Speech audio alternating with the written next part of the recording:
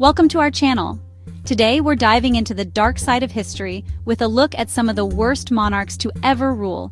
These rulers left a legacy of tyranny, incompetence, and disaster. Let's get started. Throughout the ages, power has intoxicated many, leading them down a path of tyranny and destruction. We will delve into the lives of monarchs who subjected their people to unimaginable suffering. These are the rulers whose reigns were stained with the blood of innocents and whose incompetence crippled nations. Join us as we navigate the treacherous terrain of history, shining a light on the dark deeds of these infamous monarchs. Let's begin our journey. Before we venture into the heart of darkness, we must first understand why it is crucial to study these figures. By understanding the paths these rulers took and the consequences that followed, we gain invaluable insights into the nature of power itself. These historical figures serve as cautionary tales, reminding us of the fragility of peace and the importance of justice. Their stories are echoes that resonate through the ages, offering valuable lessons for the present and the future.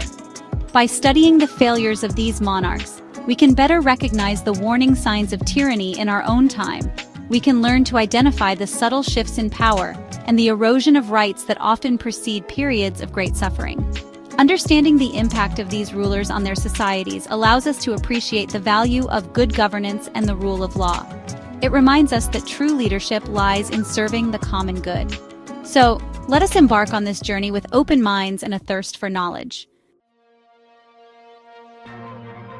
How does one even begin to quantify the depths of a monarch's wickedness? It is a daunting task, fraught with complexities and nuances. To navigate this treacherous terrain, we must establish a set of criteria to measure the actions of these rulers. Firstly, we must consider the scale of their tyranny. How many lives were lost due to their cruelty and insatiable thirst for power? Secondly, we must examine their competence as rulers.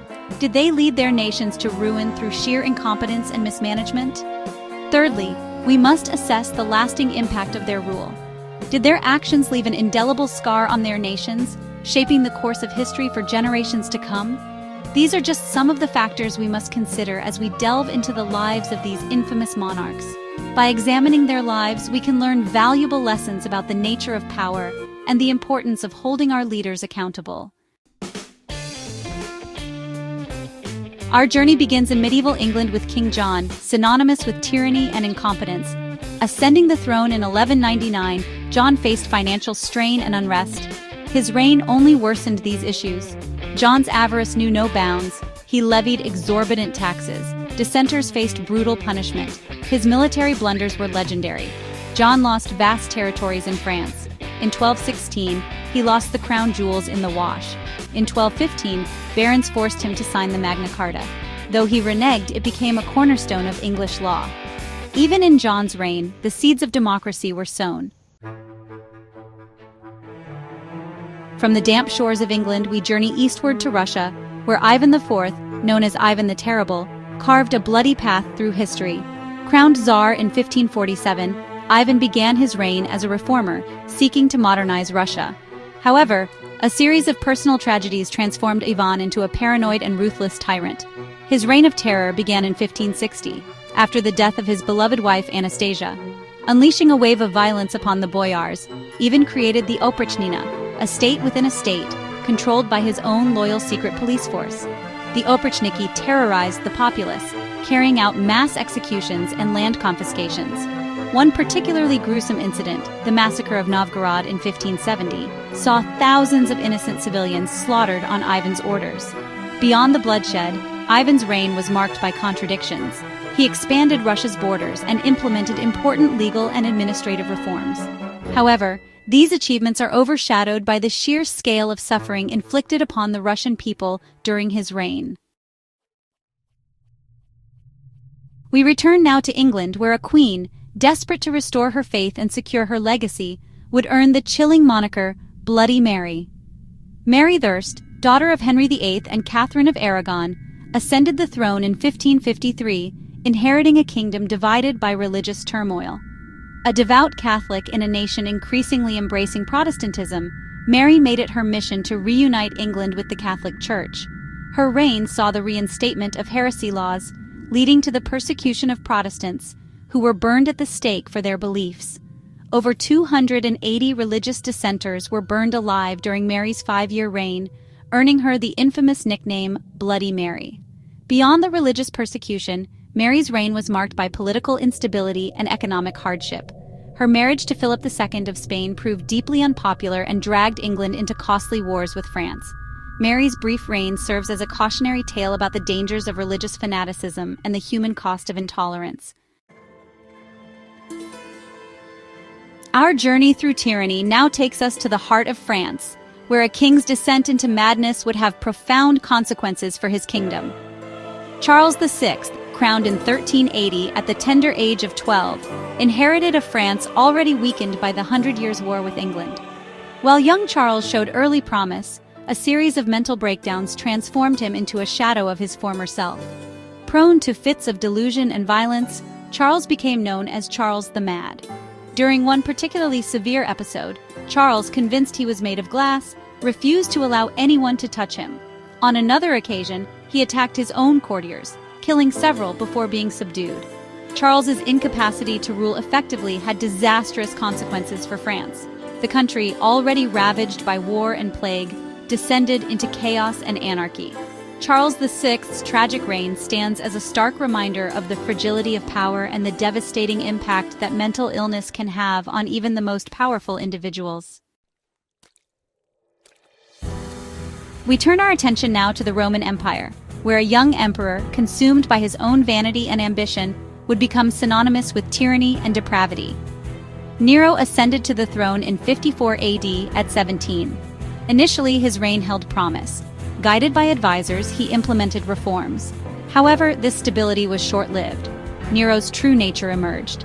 He developed a penchant for extravagance. His vanity knew no bounds. Nero's cruelty cemented his place among history's worst tyrants. He had his own mother murdered. In 64 AD, a devastating fire swept through Rome. Many believed Nero ordered the inferno to clear land for his grand new palace. Our exploration of Roman tyranny continues with a ruler whose reign, though brief, was marked by such grotesque excess and unimaginable cruelty that it has become the stuff of legend. Gaius Julius Caesar Augustus Germanicus, better known by his childhood nickname Caligula, meaning Little Boot, ascended to the throne in 37 AD following the death of his great-uncle, Tiberius. Initially, Caligula's reign was met with widespread rejoicing. The Roman people, weary of Tiberius's oppressive rule, hoped for a return to the glory days of Augustus. However, their hopes were quickly dashed as Caligula's true nature emerged. Caligula's reign was a whirlwind of madness and depravity. He declared himself a living god, demanding to be worshipped as such and indulging in every whim and desire. He appointed his favorite horse, Incitatus, as a senator, providing him with a marble stable and golden manger. His cruelty knew no bounds, reportedly enjoying watching people being tortured and executed. Caligula's reign of terror came to an abrupt end in 41 AD when he was assassinated by members of his own Praetorian Guard. Our journey through tyranny takes us to the heart of Africa, where King Leopold II's greed left an indelible scar. In 1885, he secured control of the Congo Free State, treating it as his personal property. The Congo became a nightmare of exploitation and brutality. Millions died under his ruthless regime. Our journey takes us to Madagascar, where Queen Ranavalona I ruled with an iron fist. Ascending the throne in 1828, she resisted European powers, especially France. Her reign was marked by brutality and paranoia. She imposed harsh punishments and expelled missionaries. Ranavalona's reign highlights the challenges of resisting imperialism. Our final stop on this journey takes us to Bavaria, where King Ludwig II, known as Mad King Ludwig, ascended the throne in 1864. A dreamer and romantic, he loved art, music, and architecture. His grand castles, like Neuschwanstein, drained the treasury, leading to his deposition in 1886. His reign shows the dangers of unchecked power. As we conclude our journey through the dark side of history, we are left with a sobering reminder of the human capacity for both greatness and depravity. The monarchs we have encountered serve as cautionary tales, reminding us of the dangers of unchecked power and the importance of holding our leaders accountable.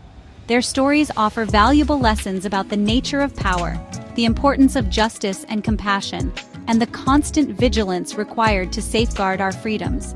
By understanding the mistakes of the past, we can strive to create a better future, one where power is exercised responsibly, justice prevails, and the rights of all are respected. Thank you for joining us on this journey through history. May the lessons we have learned together inspire us to strive for a more just and equitable world. Thanks for watching. If you enjoyed this video, don't forget to like, comment, and subscribe for more fascinating historical content. See you next time.